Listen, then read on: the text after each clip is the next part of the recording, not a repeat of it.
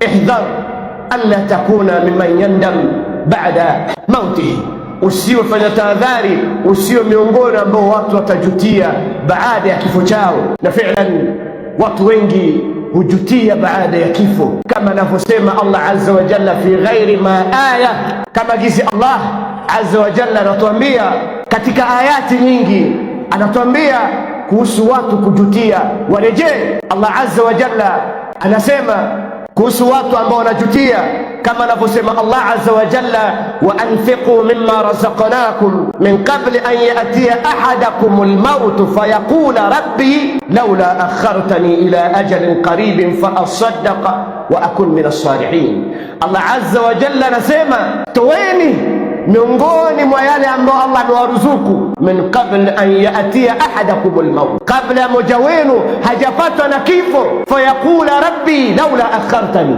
akasema Mola wangu laiti ungeniakhirisha tu kidogo, fa asaddaq, ili nitoe sadaka, wa akun min as-salihin, niwe miongoni mwa wema. Kama qultu lakum salafan anna al-insan idha mata tabayyana lahu haqa'iq al-umur, kwamba mtu anapofariki ndo mambo yanamubainikiwa, uhakika wa mambo. Mtu anajutia, anasema rabbi laula akhartani ila ajalin qarib, Mola wangu laiti ungenirejesha, nisubirishe, nicheleweshe hata kadogo, fa asaddaqa wa akun min as-salihin. Mtu siku ya kiyama hujutia akisema nini? Ya laitani qaddamtu lihayati, Mola wangu, ole wangu laiti ningetangulizia ajili ya maisha yangu. Ya laitani qaddamtu lihayati, tumeshatanguliza nini? Wakati tunazunguruka hapa, tuko katika distraction, tunapitisha muda. Iqtarabat linnasi hisabuhum wa hum fi ghaflatin mu'ridun. Allah azza wa jalla anasema wakati inakuwa karibu saa imma almaut au qiyamatu kubra au sughra, watu wako katika ghafla, wako katika ghafla.